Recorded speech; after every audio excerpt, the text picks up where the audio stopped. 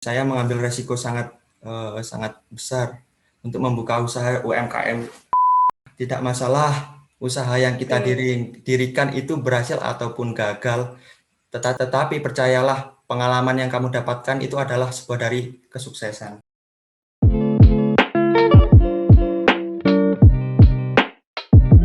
Halo, selamat datang di podcast Rumah Degiri, Rumah Demokrasi, Gagasan, dan Inspirasi.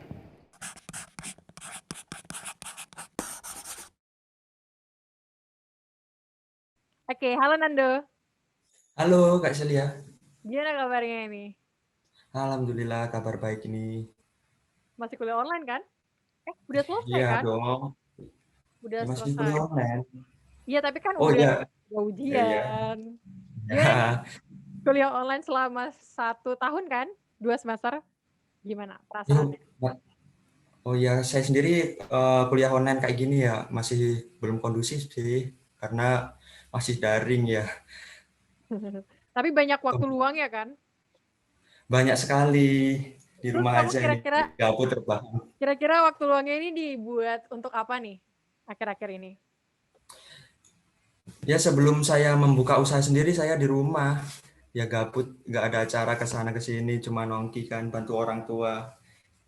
Saya bingung mau ngapain kan di sambil kuliah kayak gini. Terus saya ada kepikiran untuk membuka usaha sendiri sih, usaha kecil-kecilan. Terus sejak apa sih kamu buka usahamu? Saya buka usaha masih belum lama, masih dalam jangka waktu 3 bulan sendiri berjalan. 3 bulan berarti kalau di track record dari bulan ini April ya? Ya, April. Oke. Salah. Mei.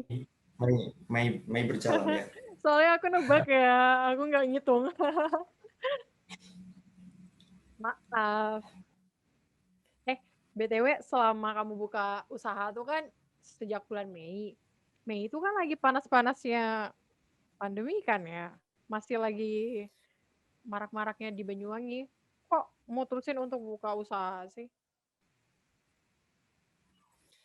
Iya, benar sekali Mbak Celia. Di waktu pandemi kayak gini kan, saya mengambil resiko sangat besar untuk membuka usaha UMKM. Salah satunya di bidang beverly, banyak ya kayak orang-orang itu di PHK, pekerja-pekerja perusahaan itu banyak di PHK. Jadi keputusan untuk mencari kerja, lowongan kerja sendiri itu kan sangat sulit. Lah di situ saya memutuskan untuk membuka usaha kecil-kecilan, tetapi ya harus berani menanggung resikonya. Terus kamu bukanya sama siapa nih? Nggak sendiri kan? Oh, saya collab sih sama teman sama-sama mahasiswa Untak, tapi dia sudah semester 4.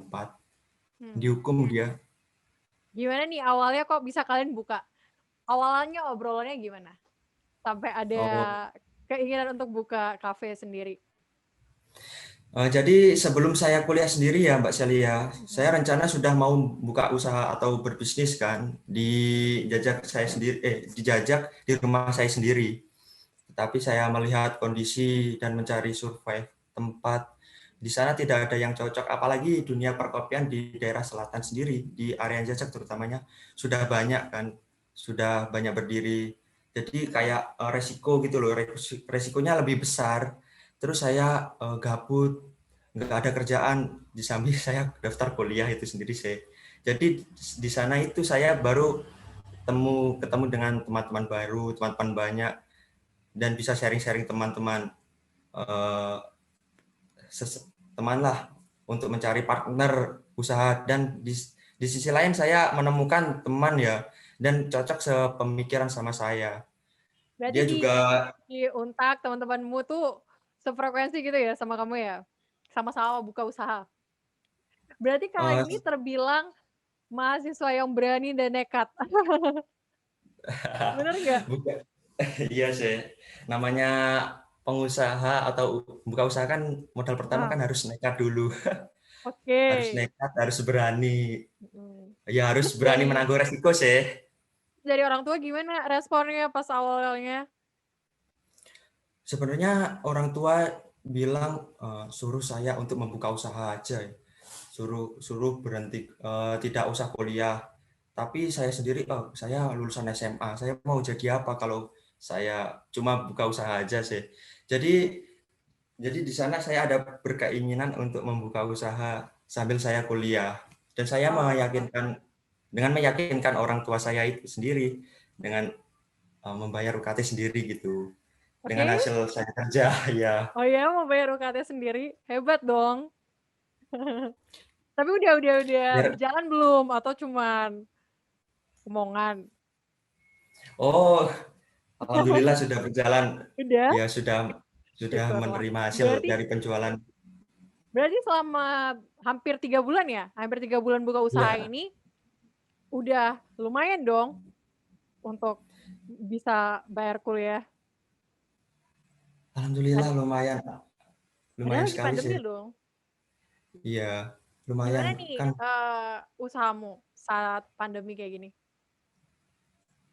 Jadi aku buka usaha itu masih dalam bentuk, COVID-19 yang masih belum ada PPKM atau pembatasan kayak gini ya.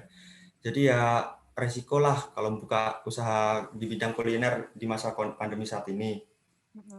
Tapi alhamdulillah sendiri pas saya opening itu banyak antusias dari teman-teman saya sendiri, banyak teman-teman yang nyupport, "Ayo, Ndut, segera buka buka gini buka gini." Terus banyak yang motivasi dari teman-teman sesama pencinta kopi ya. Terus jadi di situ saya termotivasi dan alhamdulillah untuk penjualan, buka pertama saya itu sendiri, alhamdulillah diberi lancar dan sesuai prokes sih, yang pertama sesuai prokes dan pendapatannya sendiri lumayan. Untuk bulan-bulan awal, sebelum PPKM sendiri sih. Kalau PPKM ini gimana? Ya, untuk Itu PPKM kamu sendiri masih ini buka? masih buka, tetap buka, tetapi ya harus mematuhi aturan pemerintah. Jadi, di PPKM yang terjadi saat ini saya lebih ke delivery order via Mhm. online dan media sosial, take away gitu, dan buka operasional mulai jam 1. Kalau di tempat saya sendiri ini kan, outdoor ya, kalau mau buka pagi masih belum bisa. Masih panas, Mmm, jadi kami buka jam 1 sampai tutup jam 8 sesuai aturan pemerintah yang berlaku. oke, tetap matuhin aturan pemerintah dong ya. Iya. Tapi sejauh ini, kalau kafe kan identik dengan tempat nongkrong. Jadi kalau misalnya kita harus delivery ataupun nggak stay di sana itu kan kurang efektif ya nggak sih? Ya benar sekali Mbak Celia. Jadi kalau, dunia kopian itu tempatnya orang diskusi, orang nongkrong gitu ya. Mhm. Apalagi kalau masa pandemi kayak gini ya, untuk pelanggannya sendiri ya juga berkurang, tapi tetap buka sesuai dengan prokes saja sih Mbak Celia, tapi pendapatan agak menurun. Tapi, di masa seperti ini pendapatan menurun dan sebagainya, kamu pernah nggak sih, kamu sama teman kamu nih merasa kalau misalnya, ya udah kita tutup aja ataupun menyerah ataupun gimana? Jadi, sebelum PPKM ini berlangsung, saya ada karyawan satu.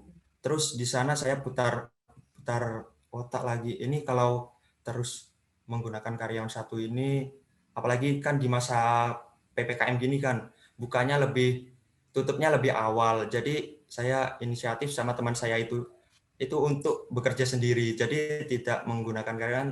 Jadi karyawannya itu alhamdulillah juga teman sendiri saya, teman kuliah di Untar. Jadi dia memahami dengan kondisi yang saat ini.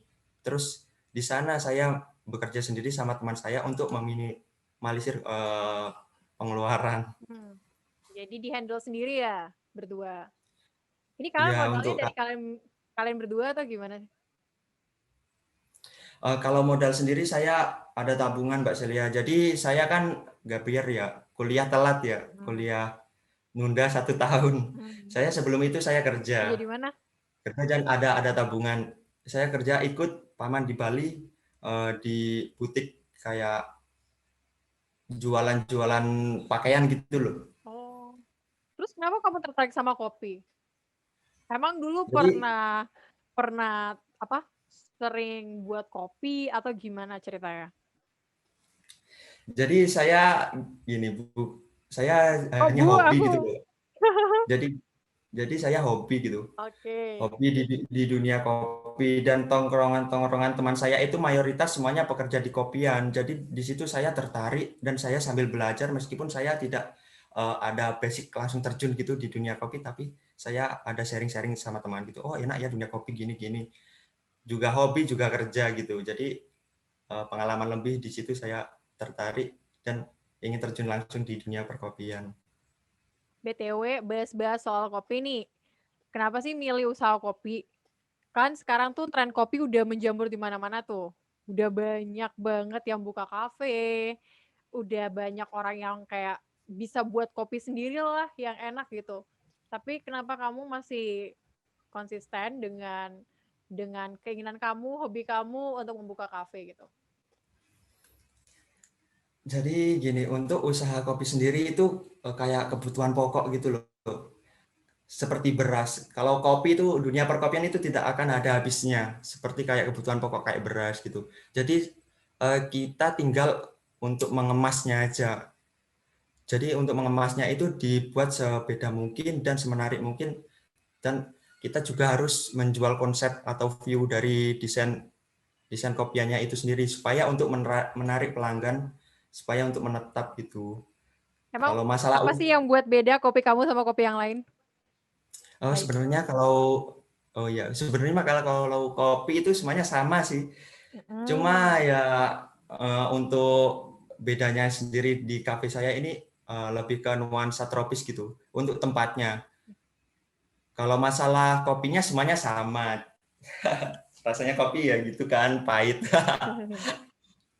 Oke. Nanti kapan-kapan aku ke sana ya.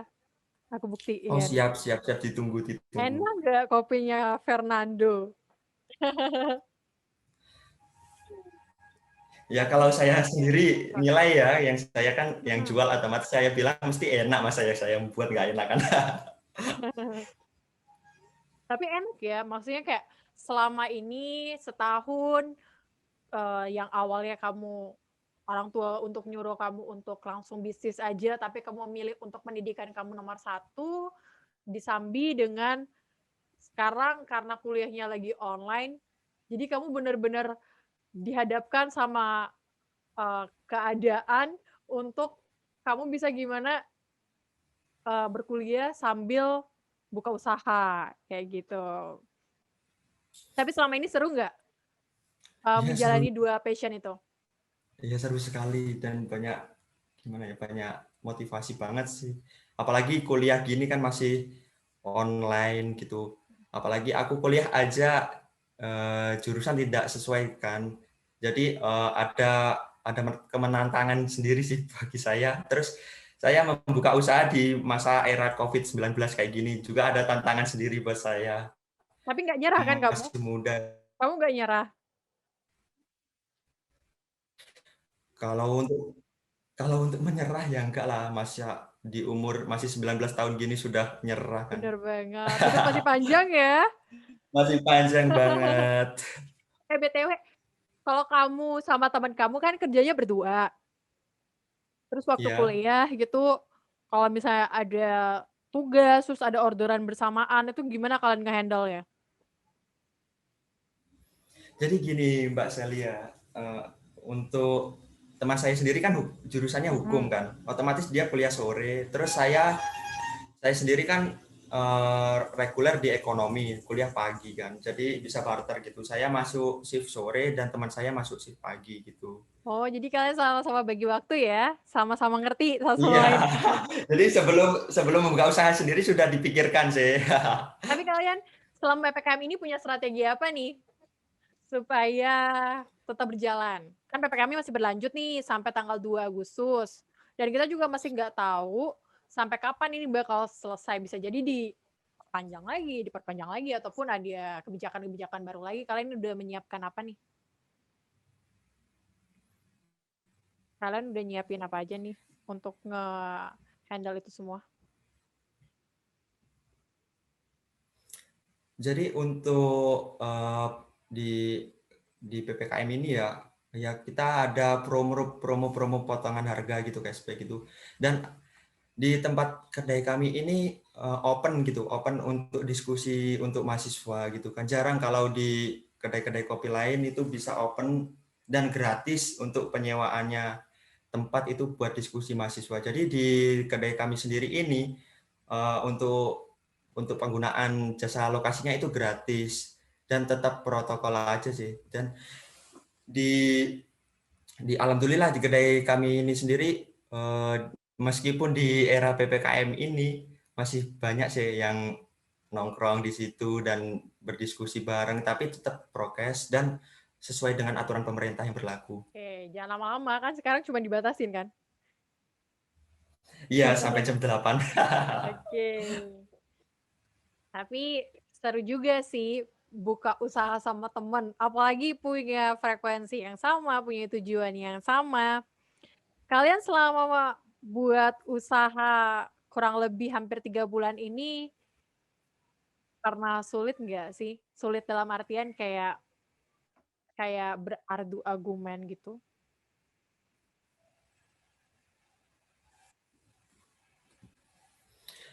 Ya, untuk ketiga bulan ini berjalan ya, ada sesi kesulitan di masa pengeluaran uang itu sendiri untuk kebutuhan kedepannya. Biasanya kalau sebelum PPKM itu sendiri untuk keperluan produksi kafe itu belanja 2 bulan, 1 bulan itu 2 kali. Lah terus kalau di masa kayak gini itu kayak harus pintar-pintar menghemat untuk pengeluaran. Soalnya pendapatan sendiri itu masih kurang lah, kurang tapi ya sambil berjalan berjalan untuk penjualannya kita harus pintar-pintar memutar otak dan harus pintar-pintar promosi. Ya kan kamu anak akuntansi juga kan? Iya, Pasti bisa dong nge-handle pengeluarannya gimana, iya bisa sih. pendapatannya gimana, Iya. iya kan? Soalnya soalnya, kuncinya ya kalau misalnya kita nggak bisa ngatur pengeluaran sama pendapatan kita ya say goodbye, iya nggak? Iya, iya jadi harus pintar-pintar Ngolah juga. mengatur Yang ngatur keuangan. siapa nih? Kamu sendiri atau Iya siapa? lelah. Kalau untuk masalah produksi pengeluaran dan pendapatan uang itu saya dan produksi untuk step promosi kayak pembangunan kafe itu teman saya. Jadi tuh porsi itu Tapi udah saling dibagi percaya gitu, kan satu sama lain? dibagi sesuai dengan kemampuan. Ya harus saling percaya dong Mbak, harus saling percaya untuk teman sendiri kan ya sisi tidak kepercayaan sih ada, tapi gimana ya namanya kerjasama kan harus kompak Hmm. gitu.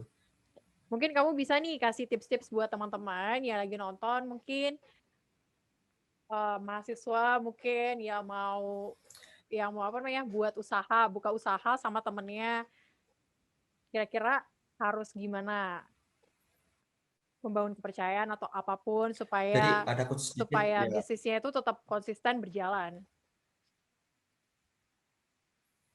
ada quotes sedikit ini. Oke, Tidak masalah usaha yang kita dirikan itu berhasil ataupun gagal, tetapi percayalah pengalaman yang kamu dapatkan itu adalah sebuah dari kesuksesan. oke, dapat dari mana, Mas? Dari buku sih. Oke, suka baca Soalnya buku saya ya kamu ya? hobi banget membaca buku ya. Oke, jangan lupa ya dibaca buku akuntansinya. Buku apa ini? Jangan, ini ya ngadi-ngadi ya kamu. Oke. Buku akuntansi ya. Ya, jangan baca buku yang aneh. Twibbon.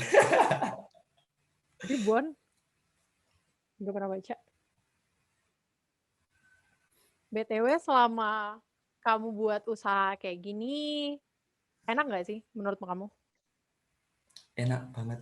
Soalnya langsung eh, dapat uang sendiri gitu loh.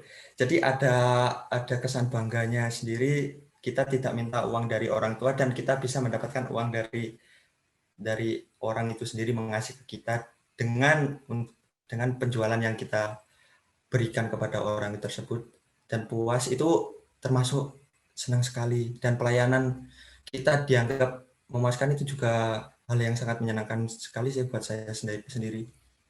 Oke. Jadi selama kamu buka usaha ini fun ya, benar-benar happy Wah, banget ya. happy. Iya, ada sih. Keluh Ada nggak kesahnya happy? juga ada. Tapi harus dijalanin. Kan Iya dong, udah harus. terlanjur terjun kan. Jangan Ya sampai harus. kayak berhenti di tengah jalan. Semoga konsisten Kalau terus bisa ya ya harus. kamu bisnisnya Iya, sama teman rencana kamu. sih. Rencananya gimana? Iya, rencana sih ke depan. Rencana ke depan sih harus bisa membuka cabang.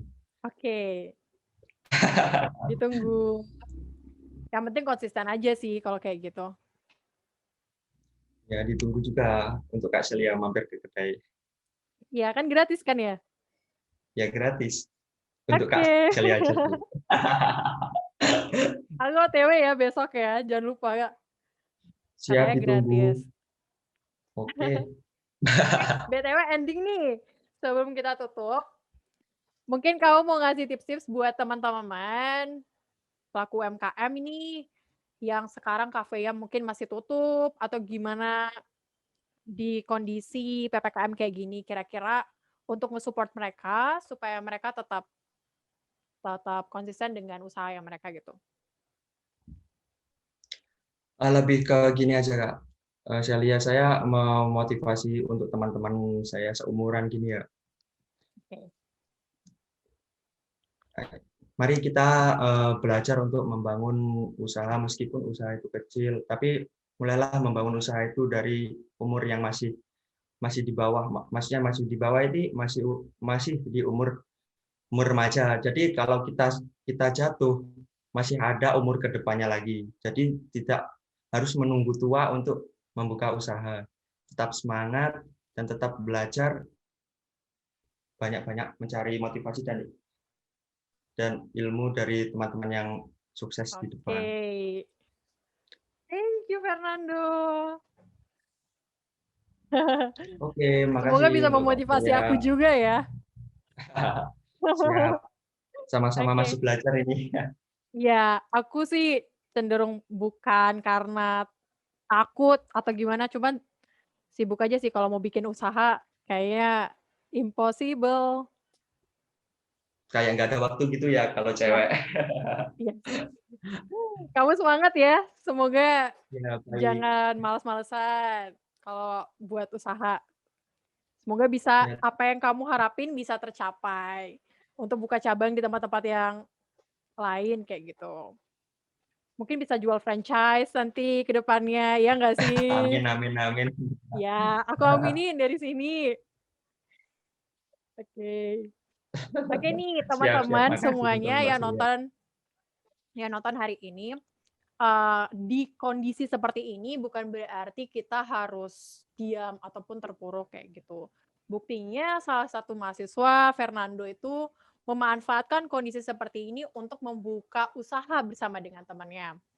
Jadi buat kalian semua saat ini, jangan memikirkan keadaan saat ini, tetapi memikirkan ke depan. Kita belajar dari hal kecil, karena seperti yang dikatakan Fernando tadi, kalau kita membuka usaha dari umur kita yang sekarang, kita akan belajar dari kesalahan kita, dan nanti ke depannya kita akan memperbaiki kesalahan itu dan menjadi sesuatu yang luar biasa nantinya. Oke? Oke. Fernando, thank you ya udah nemenin aku hari ini.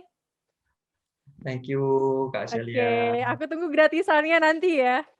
Siap Jadi ditunggu. kopi, sekedar cerita kopi and squash. Oke. Buat kalian jangan lupa mampir nanti di sekedar cerita kopi and squash. Tempatnya di samping Hotel Santika ya? Iya, tepatnya di Jalan Nuri Pakis, depannya Indomaret. Masuk 100 meter. Oke. Mungkin bisa Iya, disampaikan siap. nih terakhir promo-promonya. Ya, untuk promo sendiri, ya, silakan mampir ke kedai kami. Nanti di sana diskusi dan sharing sharing pengalaman dan sharing sharing usaha lah. Oke, bisa sambil-sambil Nanti sharing ada ya di sana. ya ya nanti ada harga teman. Ada harga teman. Oke. Oke, thank you Fernando. Jangan lupa datang di kedai kopinya Fernando ya. Buka setiap hari apa? Setiap Oke, hari bukanya sih setiap hari dari bukanya. jam 1 sampai jam 8 malam ya kan? Ya untuk PPKM saat ini sendiri jam 1 sampai jam 8 malam. Kalau untuk hari-hari biasa buka jam 1 sampai jam 11 malam. Oke, untuk hari masih PPKM ini bukanya dari jam 1 sampai jam 8 malam. Jadi kalian bisa datang, mungkin nggak usah lama-lama soalnya lagi PPKM, delivery order Siap juga ditunggu. boleh. Gitu-gitu kita, silaturahmi ke tempat Fernando. Oke, Fernando thank you ya. Thank you. Thank you so much, nanti aku main ke sana. Ya. Oke, sekian podcast Rumah Degiri bersama dengan Fernando. Nantikan podcast Rumah Degiri setiap hari Jumat jam 4 sore live di Facebook Rumah Degiri. Nanti kita up lagi di YouTube Rumah Degiri setiap hari Minggu. Jangan lupa saksikan ya.